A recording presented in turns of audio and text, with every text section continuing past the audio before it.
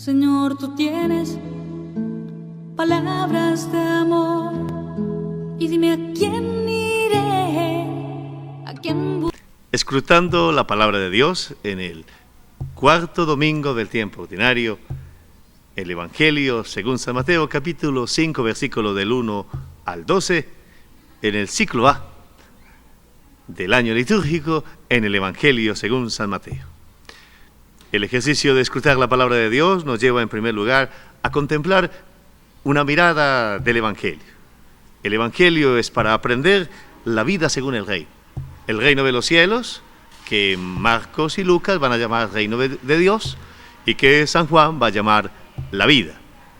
La presencia amorosa de Dios en esta historia es el regalo del Señor. El Evangelio según San Mateo está organizado en 5 discursos. El discurso de la identidad del discípulo, capítulo 5 al 7 del Evangelio, el sermón de la montaña. El discurso del ejercicio de la misión, Mateo 10, que nos presenta lo que se debe tener en cuenta para anunciar la buena nueva, el reino de Dios. El discurso del discernimiento, que también es llamado de las parábolas, donde cómo actúa Dios, cómo acoger ese reino, cómo ser parte de ese reino. Dios que entra en nuestra historia de manera sencilla pero poderosa. El discurso sobre la comunidad en el capítulo 18, que nos muestra las condiciones y la práctica de la vida comunitaria. Y el último discurso sobre el fin de los tiempos, que nos va a señalar lo que será al final de la vida, la escatología, lo que hay más allá de esta historia, la plenitud. Y en ese Evangelio de Mateo, organizado en 5 discursos, estamos en el inicio del primer discurso. El primer discurso de San Mateo, capítulos 5, 6 y 7, el sermón de la montaña, e inicia con las bienaventuranzas. Y el contexto de esas bienaventuranzas es que Jesús ha proclamado la buena nueva. Ha iniciado en Nazaret, en la región de Galilea de los alejados, a anunciar: conviértase porque el reino de Dios está cerca. Un anuncio gozoso que luego va acompañado por la obra de sanación y liberación. Eran sanados, liberados, y iban experimentando que eso que se anunciaba era vida también para ellos.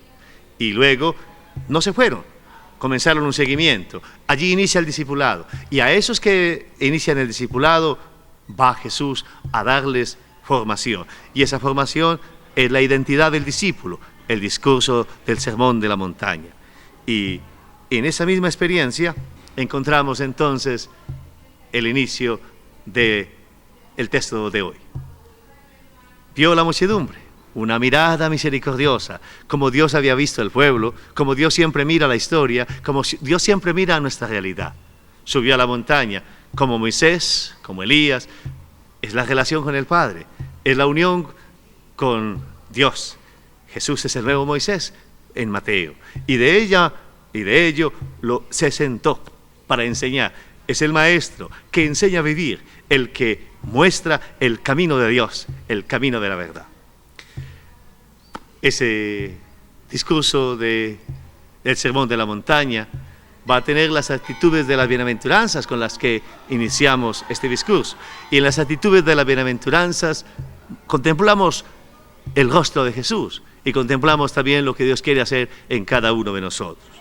Esas actitudes de las bienaventuranzas van estando marcadas por las 9 bienaventuranzas en el Evangelio de Mateo. La pobreza de espíritu como apertura a Dios y a los hermanos. El que se abre a Dios, Él lo llena. El que se abre a los hermanos, se enriquece. Pobre de espíritu el que se confía en el Señor. Pobre de espíritu el que se abre a los hermanos. La mansedumbre como control de emociones e impulsos, no según la naturaleza, sino según el Espíritu de Dios, dejarse mover por la mansedumbre. Dios que me enseña a vivir no según los instintos, no según la violencia, sino según el amor, la bendición. Las lágrimas de que reconoce su fragilidad y la necesidad de conversión. Las lágrimas en el Evangelio de Mateo van a estar marcadas por un reconocimiento de mi duelo, porque me he separado de Dios, porque me he separado de los hermanos, y el deseo de caminar en conversión. La sed de justicia como una búsqueda de recomponer las relaciones, Por eso el discurso del Sermón de la Montaña va a estar luego hablando de las relaciones nuevas con los demás, de las relaciones nuevas con Dios y de la relación nueva con las cosas. Las relaciones que crean cultura son renovadas en el discípulo que se ha acercado a Jesús. La misericordia como acogida e inclusión. Y va a terminar allá en el capítulo 25 hablando de haber servido a Jesús en los más necesitados. Acogida e inclusión. Hemos sido tratados con misericordia, ahora vivimos en la misericordia con los demás. La pureza, no simplemente como una ritualidad, sino como purificación de las motivaciones. Las motivaciones, ¿por qué acercarnos a Dios? ¿Por qué rezar? ¿Por qué ayunar? ¿Por qué hacer la caridad? Nuevas motivaciones, motivaciones que parten del encuentro con el Señor. El discípulo está siendo recreado por el Señor, el reino de Dios, la presencia amorosa de Dios, que todo lo hace nuevo. El trabajo por la paz como cultivo de buenas relaciones. Y por eso, relaciones en el amor, relaciones en el perdón, relaciones en la bendición. Las nuevas relaciones que brotan de tener a Dios en la vida, de ser habitados por Él.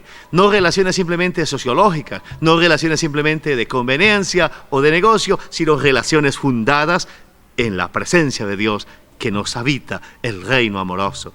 Y finalmente, la persecución como identificación con Jesús.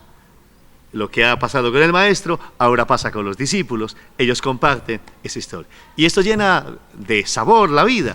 Por eso luego en el próximo evangelio va a hablar de la sal. Y esto ilumina a muchos. Sal y luz, que son la manera de decir la sal, tener el reino.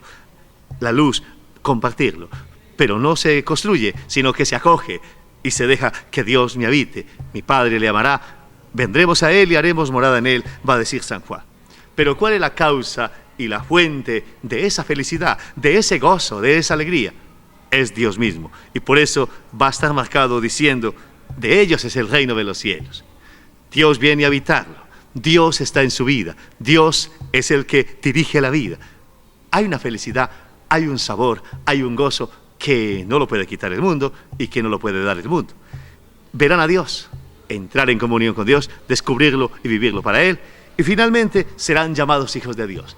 Vivir la filiación. Que esta mirada de las bienaventuranzas nos ayude a afianzar nuestra identidad de cristiano, nuestra identidad de discípulos y a vivir para Él.